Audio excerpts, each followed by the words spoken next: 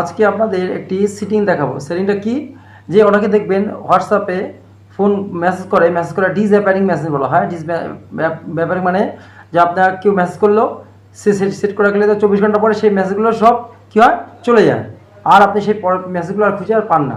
কিন্তু এখন আমরা একটা সেটিং দেবো, সেই সেটিংয়ের মাধ্যমে আপনারা জানতে পারবেন যে ডিসঅ্যাপিয়ারিং মেসেজটা করা সত্ত্বেও আপনি সেই যে মেসেজটা থাকবে ওর মধ্যে কিছু ইম্পর্টেন্ট মেসেজগুলো আপনি সেভ করে রাখতে পারবেন। সেই সেভ করে রাখলে আপনি পরেও আপনার মেসেজগুলো ডিলিট হয়ে গেলেও আপনি মেসেজগুলো দেখতে পারবেন। চলুন আমরা সেটিংটা হোয়াটসঅ্যাপে দেখে নিই, এবং যদি ভিডিওটা ভালো লাগে অবশ্যই লাইক কমেন্ট শেয়ার করবেন, এবং ইউটিউব যারা দেখবে তারা সাবস্ক্রাইব করবেন। চলুন আমরা স্ক্রিনশটের মাধ্যমে ভিডিওটা দেখে নিই।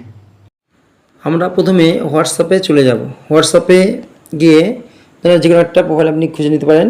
দেখেন আমি হাজব্যান্ডটা নিলাম, নিয়ে দেখুন থ্রি ডটে ক্লিক করুন। থ্রি ডটে ক্লিক করার পরে দেখুন এখানে আছে ডিসঅ্যাপিয়ারিং মেসেজ, এটা ক্লিক করলাম। দেখুন আমারটা অফ করা আছে, আমি 24 ঘন্টা করে দিলাম। এই 24 ঘন্টার মধ্যে যত মেসেজ আসবে সব মেসেজকে 24 ঘন্টার মধ্যেই সব আবার অটোমেটিক ডিলিট হয়ে যাবে, আমার এখানটা সব ফাঁকা থাকবে। তবুও এর মধ্যে যদি কোনো ইম্পর্টেন্ট মেসেজ থাকে তাহলে আমরা কী করবো, সেটাকে সেভ করে রাখবো। সেটা আপনাদের দেখাই আগে, সেটা আমরা সেভ করে রাখবো। এখানে মেসেজ লিখলাম, দেখুন যে কোনো একটা মেসেজ লিখলাম, বা আমার মেসেজ হোক অন্য কেউ যদি মেসেজও পাঠায় সেটা আপনি একইভাবে সেভ করে রাখতে পারবেন। এখানে মেসেজের মধ্যে মেসেজটা করে যে করেছে সেটার মধ্যে একটু যেটা টিপে ধরে রাখতে হবে, আসলে এরকম আসবে। ওর উপরে দেখুন সেভ বোতাম আছে, সেভটা করে নিলাম। এবং আমরা চলে যাব, তারপরে দেখুন আমাদের যে প্রোফাইলটা সেই প্রোফাইলে চলে যাব।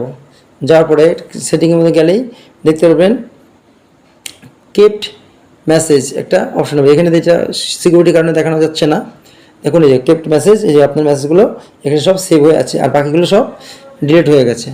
এইভাবে আপনার এটা করে রাখতে পারেন। আপনারা যদি আবার অফ করে রাখতে চান তাহলে আবার অফও করে রাখতে পারেন। ধন্যবাদ। ভিডিওটা ভালো লাগলে অবশ্যই লাইক কমেন্ট শেয়ার করবেন।